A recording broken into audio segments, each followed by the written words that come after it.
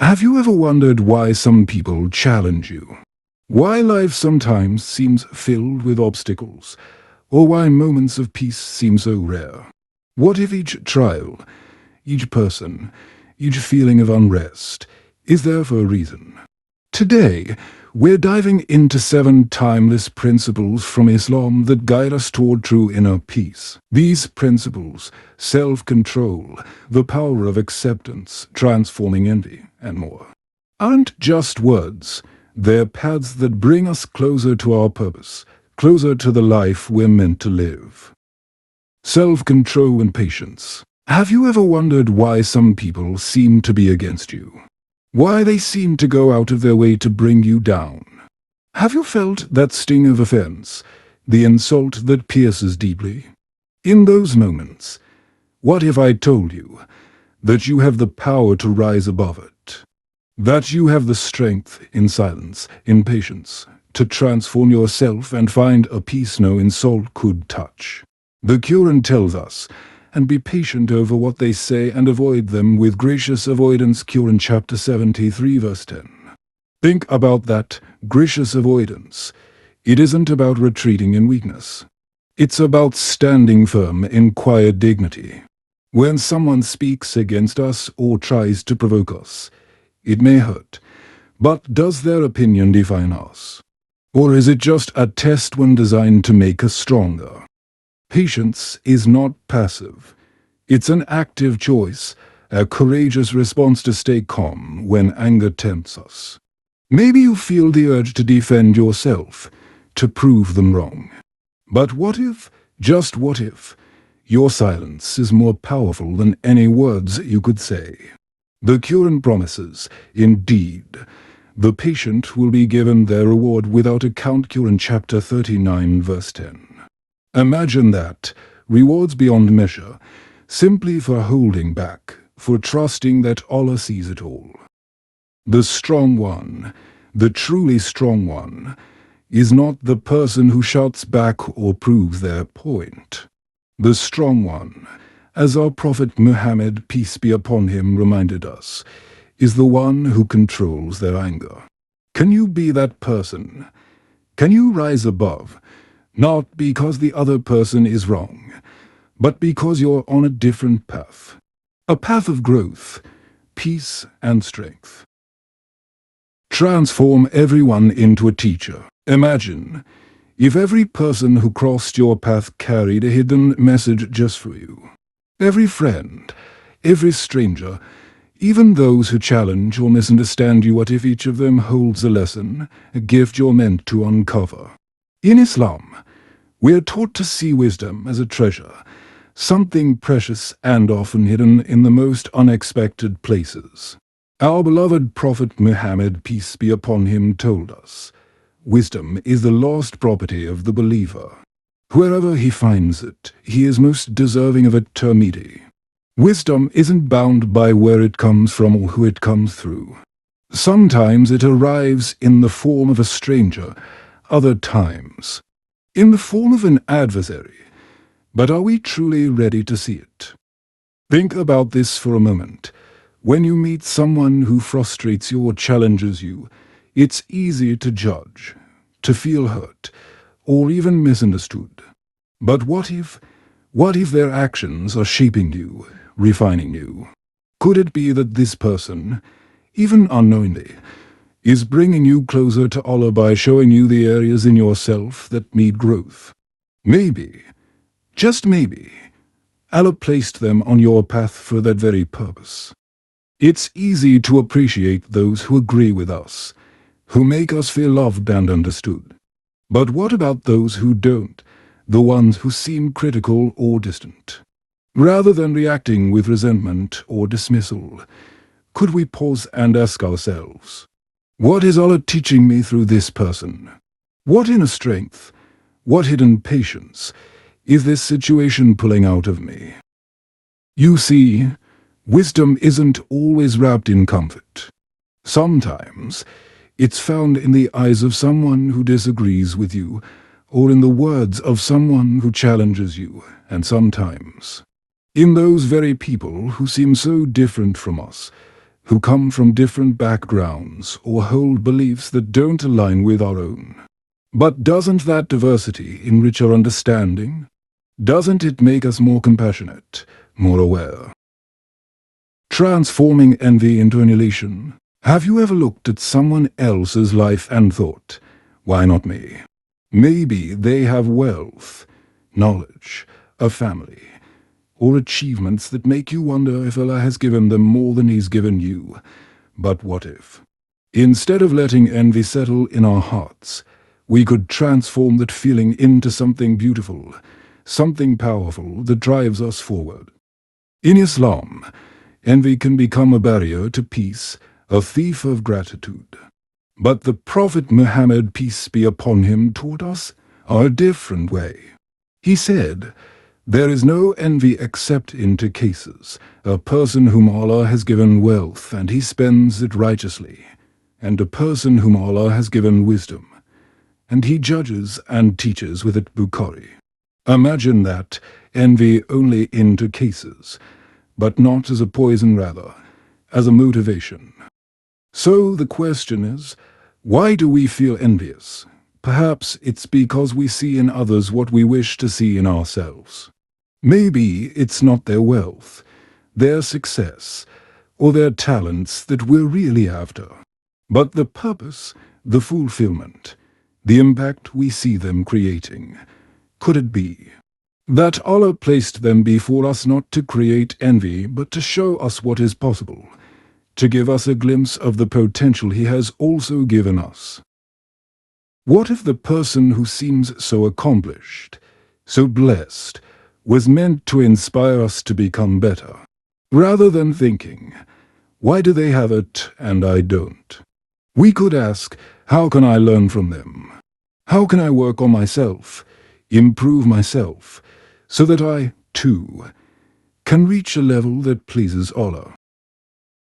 Allah has a unique journey for each of us, and sometimes He places people in our lives as examples, as role models, to awaken our own hidden strengths. Imagine if, instead of feeling envy, we could feel motivation. If their blessings could become the fire that fuels our own journey. The truth is, when we see someone else's success, we don't see their struggles, their prayers, the silent moments where they turn to Allah in desperation. So rather than feeling envious, could we remind ourselves that Allah's blessings are vast, that there is enough for everyone? Could it be that when Allah shows us someone else's success, He is reminding us of our own potential, the heights we too can reach if we seek Him sincerely? So, the next time you feel the twinge of envy, ask yourself, what is Allah teaching me here? Could it be that He's nudging you, reminding you of your own potential, showing you that there is greatness within you, waiting to be developed? Because each of us has our own gifts, our own blessings from Allah, and perhaps the greatest blessing is the ability to look at others, to admire them, then, to turn that admiration into action, into growth, into a drive to be the best version of ourselves. Be strict with yourself, but tolerant of others. Have you ever wondered why it's so easy to see the faults in others, yet so challenging to see our own? We hold expectations, judge actions, and feel disappointment when others don't meet our standards. But what if the real work isn't in changing others, but in refining ourselves? The Quran speaks to this balance, O you who have believed. Why do you say what you do not do? Quran chapter 61 verse 2. It's a question that asks us to look inward, to examine our own lives with honesty. Are we living up to the standards we expect from others? Are we practicing what we preach?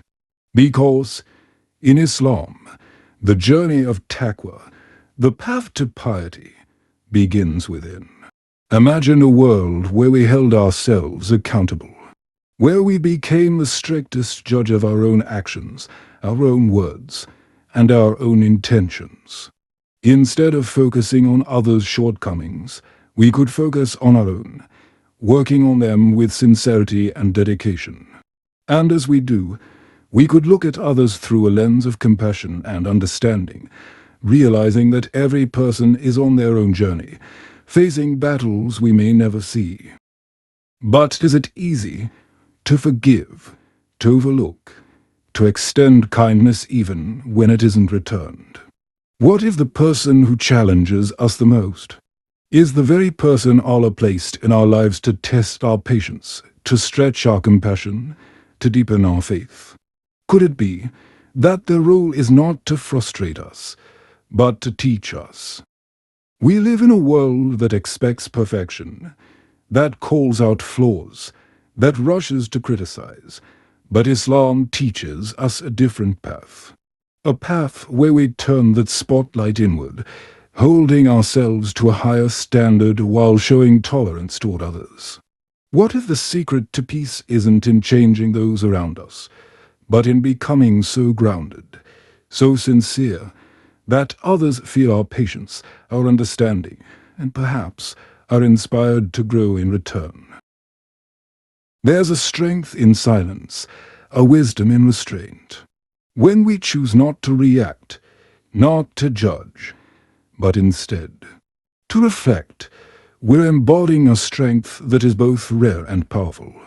Imagine the impact if, instead of critiquing others, we became a source of kindness and empathy, a place of understanding. Could it be that this approach, this self-discipline, is what strengthens our faith? Could it be that by showing leniency to others, we're showing gratitude to Allah, trusting in His wisdom to guide everyone in their own time? So, next time you feel that urge to correct someone, to point out their flaws, pause, ask yourself, have I perfected this in myself? Let that question be a reminder that, in Islam, the true journey is within. And as we hold ourselves to the highest standards, let's extend mercy to others. Because, after all, Allah's mercy is beyond measure. What if we could be a small reflection of that mercy in the lives of those around us? No one can hurt you. Have you ever felt like the world was against you? Like every step forward was met with resistance, every success overshadowed by envy or schemes? It's easy to feel vulnerable, to feel hurt when people turn against us or when life's trials weigh us down. But what if I told you that no one, no force, no person can truly harm you? Not when your heart is anchored in Allah. The Prophet Muhammad, peace be upon him, reminds us, be mindful of Allah, and He will protect you. If you ask of Allah. If you seek help from Allah. Hadith Tirmidhi, think about that. He will protect you. It's a promise, a reassurance that when we place our trust in Allah, no scheme, no plan, no words spoken against us can touch our soul. Imagine the peace that comes with knowing that your safety, your honor, your success will rest with Allah. Yes, people may try to harm you. They may speak ill. They may plot. They may criticize. But could it be that Allah is watching over you in ways you can't yet see? That He's turning those very schemes back upon the schemers themselves? Could it be that, through these tests, Allah is not only protecting you but strengthening you, building resilience, and guiding you to a place of deeper faith? Sometimes we feel anger or fear when others wrong us. But what if that moment of pain is a test, an opportunity to rely on Allah rather than reacting with bitterness? What if Allah is asking us to rise above it, to focus on Him, to let go of the need to defend ourselves, knowing that He is the best of protectors? When your heart is connected to Allah, you begin to see beyond the immediate hurt. You begin to realize that nothing, absolutely nothing, happens without His permission. And in that realization, there is peace. It's as if the hurt, the words, the schemes, all lose their power, because they're insignificant next to the protection of Allah. Think of the strength, the security that comes from this trust. To know that no matter what happens, no matter what others say or do, Allah is in control. They may think they can hurt you, but in reality, they're powerless, because your heart, your peace, your success, all lie in the hands of the one who sees all, who knows all. The power of acceptance. Have you ever faced something in life that just didn't make sense? A disappointment, a loss, a setback that left you wondering, why me? Why now? In those moments, it's easy to feel defeated, to feel like life is unfair. But what if I told you that there's a hidden power in accepting Allah's plan? What if, beneath the pain, there's a purpose, a wisdom that only Allah sees? The Quran reminds us, and it may be that you dislike a thing which is good for you, and that you like a thing which is bad for you. Allah knows, and you do not know Quran chapter to verse 216. Think about that. Allah knows, and we do not know. Could it be that even in the things we wish to avoid, there's a gift, a blessing we're just not able to see yet? Imagine if, instead of resisting the things we don't understand, we choose to trust in Allah's wisdom. What if, instead of asking, why me, we asked, what is Allah teaching me?